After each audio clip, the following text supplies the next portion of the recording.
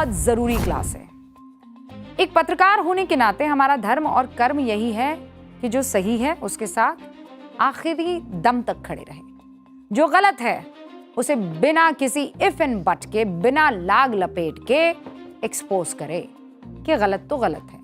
लेकिन कभी कभी ऐसी स्थिति भी बन जाती है, ऐसी विचित्र घड़ी भी आ जाती है जब आप ये तय नहीं कर पाते हैं कि कौन सही और कौन गलत या किसका पक्ष लेना होगा।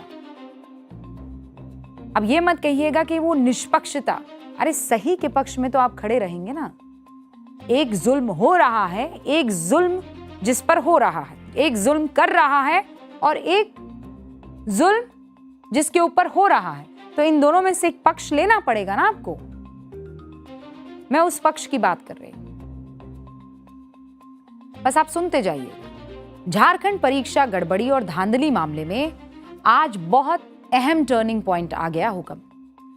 17 अगस्त को हेमंत सोरेन ने ऐलान किया था कि टीडीपीएल ने जिस जिस एग्जाम को कंडक्ट कराया है वो सब रद्द किए जाएंगे। इस लिस्ट में 22 परीक्षाएं सामने आई।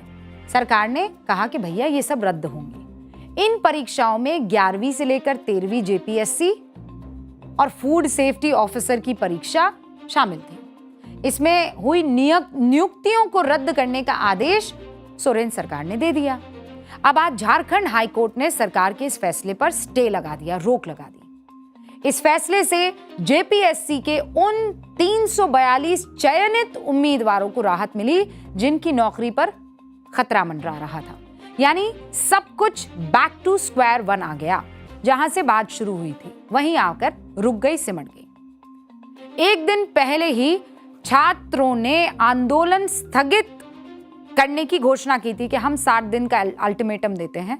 छात्रों ने सरकार के भरोसे पर जयपाल मुंडा स्टेडियम से टेंट, तंबू सब निकाल दिए। सरकार ने टीडीपीएल द्वारा कराए गए सारे एग्जाम्स को कैंसिल करने का भरोसा दिया और इसी भरोसे पर छात्र आंदोलन से उठ गए। अब यह होना भी था। हमने पाठशाला में इस बात की आशंका 2 दिन पहले जता दी थी कि यह मामला कोर्ट में गया तो इस पर स्टे लग सकता है, और अगर कोर्ट ने फैसले पर स्टे लगा दिया तो छात्र खुद को ठगा हुआ सा महसूस करेंगे। और देखिए हुक्म हुआ भी। हमारा भी ये मानना है कि जिन 342 याचिकाकर्ताओं को आज कोर्ट ने राहत दी है, सोच समझ कर दी है।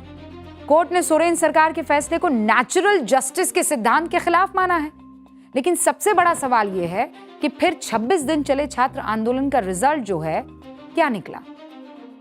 वो बच्चे जो दिनों दिन तक अनशन पर बैठे रहे, उसका रिजल्ट क्या हुआ?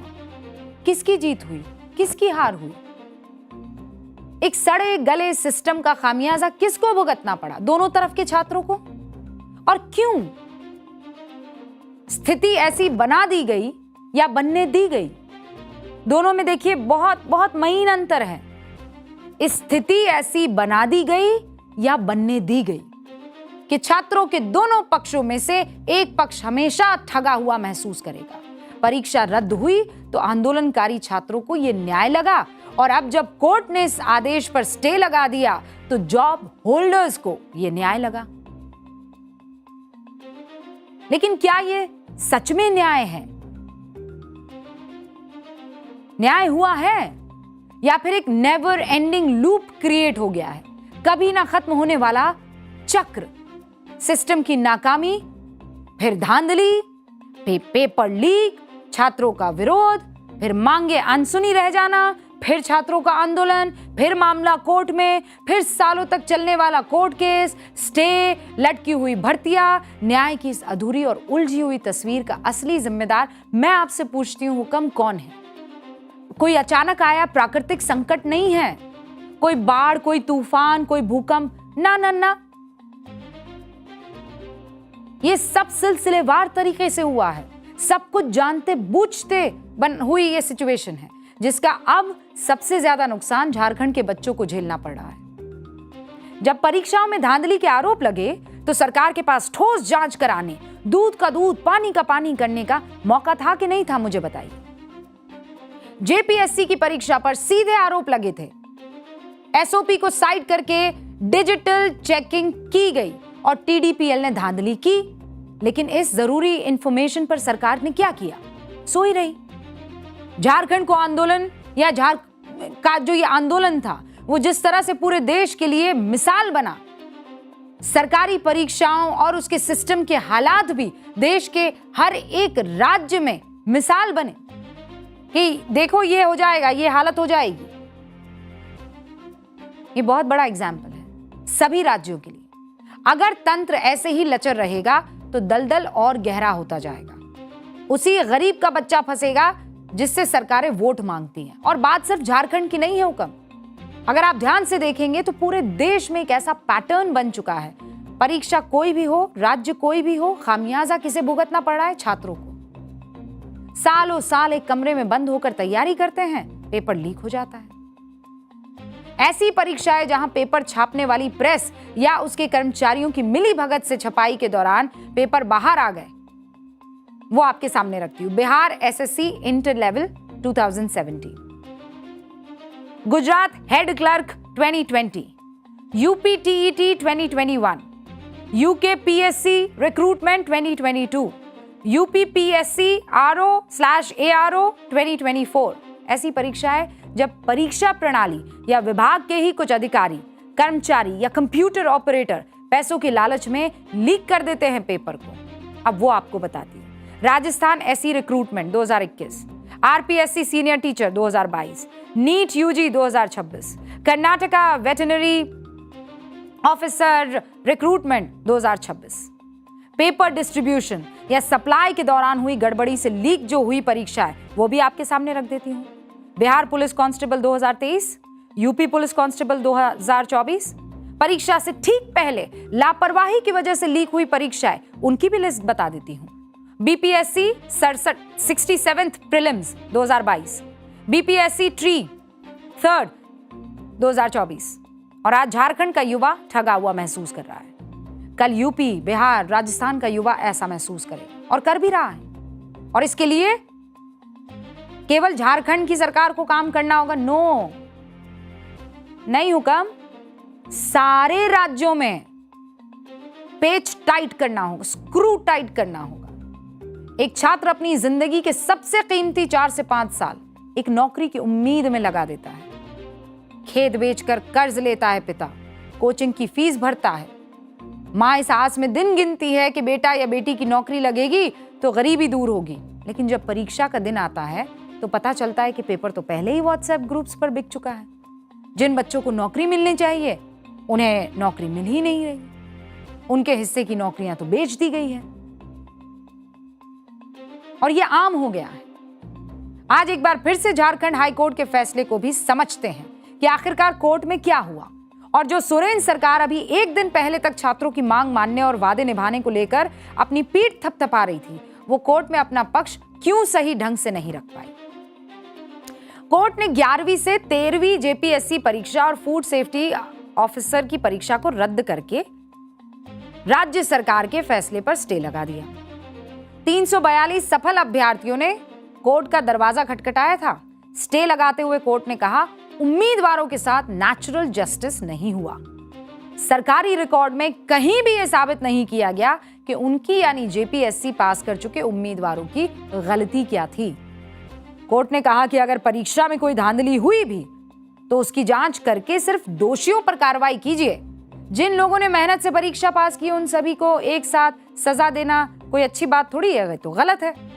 कोर्ट ने राज्य सरकार को 15 दिनों के अंदर अपना जवाब दाखिल करने को कहा है कि ये परीक्षाओं को रद्द क्यों किया, उसके पास इसके क्या सबूत है। और यह भी पता चला कि राज्य सरकार ने इस मामले में कैविएट पिटिशन लगाई ही नहीं। कैविएट पिटिशन वो होती है अदालत में दी जाने वाली एक ऐसी लिखित सूचना जिसका मतलब है कि कोर्ट आपके खिलाफ कोई भी फैसला या एक तरफा आदेश, स्टे ऑर्डर देने से पहले आपका पक्ष जरूर सुनेगा। सरकार ने उसकी तरफ से ऐसी कोई पिटिशन लगाई नहीं। आरोप है कि सरकार की तरफ से इस केस में ना एडवोकेट जनरल गए और ना ही कोई बड़ा वकील खड़ा किया गया। छात्र ये भी आरोप लगा रहे हैं कि सरकारी वकील ने जज के सामने एक शब्द भी नहीं कहा, कुछ नहीं बोले, चुपचाप खड़े रहे। छात्र जो आरोप लगा रहे हैं कि झारखंड सरकार ने उनका पक्ष मजबूती से रखा ही नहीं, उनके साथ धोखा हुआ, ये आरोप कहीं ना कहीं सही दिखाई दे रहे हैं। आप खुद सुनिए। आज जो भी कुछ कोर्ट में हम लोगों ने देखने का काम किया, इससे यही पता चला कि सरकार जो है सो झारखंड के लाखों छात्रों के साथ छल किया है। सरकार जो है सो झारखंड के लाखों छात्रों को धोखा देने का काम किया है। आप एग्जाम नहीं रद्द कर रहे थे, वहां तक ठीक था। आप सीबीआई जांच नहीं कर रहे थे, वहां तक ठीक था। लेकिन अगर छात्रों के साथ ये जो धोखा किए हैं, एक नया लड़ाई अब शुरू कर दी हम तमाम छात्रों के साथ। इसका जवाब हम तमाम छात्र आपको देंगे।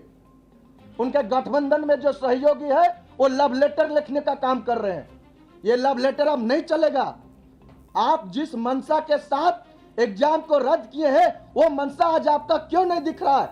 इसका मतलब है कि आपका मंशा था कि किसी तरह छात्र आंदोलन को खत्म किया जाए। तो छात्रों ने साफ कर दिया है। साफ क्या कर दिया है? सीधे अल्टीमेटम दे दिया है कि अगर सोरेन सरकार का यही रवैया रहा तो एक बार फिर आंदोलन शुरू होगा। ये सारा विवाद 11वीं से 13वीं जेपीएससी को लेकर हो रहा है, जिसे टीडीपीएल ने कंडक्ट कराया था। 17 मार्च 2024 को जेपीएससी का प्री एग्जाम हुआ। 22 अप्रैल को प्री जेपीएससी का रिजल्ट आ गया। इसके बाद 24 अप्रैल 2024 में मेंस एग्जाम के फॉर्म भरवाए जाते हैं। 22, 23, 24 जून को पेपर होता है। 22, 23, 24 जून को जब मेंस का एग्जाम होता है तो आरोप लगता है कि इसके फॉर्म्स बंद हो चुके थे। लेकिन कुछ अभ्यर्थियों के लिए मेंस एग्जाम होने से 20 दिन पहले फॉर्म्स को ओपन कर दिया जाता है। 25 जून यानी पेपर होने के एक दिन बाद छात्रों को पता लगता है कि ऑनलाइन मार्किंग सिस्टम के जरिए डिजिटली पेपर चेक किए जाएंगे। झारखंड में इससे पहले पेपर फिजिकली चेक होते थे। जेपीएससी ने कहा कि उन्होंने चेकिंग के लिए अपना इन हाउस सिस्टम तैयार कर लिया है और इसीलिए अब डिजिटल चेकिंग होगी। छात्रों ने कहा कि बिना कुछ बताए, बिना एसओपी का पालन किए आपने ये फैसला कैसे ले लिया भाई? 29 जुलाई 2024 को छात्रों को बताया गया कि कॉपी की जांच हो गई है, अगस्त में आपका इंटरव्यू है, आ जाइएगा। लेकिन तय समय पर ना रिजल्ट आया ना इंटरव्यू हुआ। छात्र आरोप लगा रहे हैं कि टेक्निकल कारण और अयोग्य टीचर्स के जरिए पेपर चेकिंग की वजह से रिजल्ट अटक गया। यह रिजल्ट बनाने का काम टीडीपीएल को दिया गया। टीडीपीएल ने रिजल्ट बनाने के दौरान डेटा के साथ छेड़छाड़ करना शुरू कर दी, ये आरोप लगे, जिसमें डिजिटल टेम्परिंग भी हुई। छात्रों को कॉल गए, मनचाहे नंबर देने का वादा किया गया, अयोग्य शिक्षक से कॉपी चेक करवाई गई। कहानी सिर्फ टीडीपीएल की नहीं है, कहानी सिर्फ एक कंपनी की भी नहीं है, कहानी उस पूरे सिस्टम की है जहां गलती किसी और ने की, कीमत किसी और को चुकानी पड़ी। बात उस लड़के की है जो अपने गांव से शहर पढ़ने आया था। बात उस बेटी की है जिसने अपने परिवार से कहा था, बस एक बार नौकरी लग जाए फिर सब ठीक कर दूंगी। सरकार के लिए यह सिर्फ एक भर्ती हो सकती है, जस्ट अ नंबर, लेकिन उन बच्चों के लिए यह पूरी जिंदगी है। जब तक धांधली और सिस्टम की नाकामी का ये चक्र नहीं टूटेगा, धांधली होती रहेगी, छात्र सड़क पर आते रहेंगे, सरकार झूठे भरोसे देती रहेगी, मामला कोर्ट में जाता रहेगा, भर्ती लटकेगी और फिर एक और पीढ़ी अपने सबसे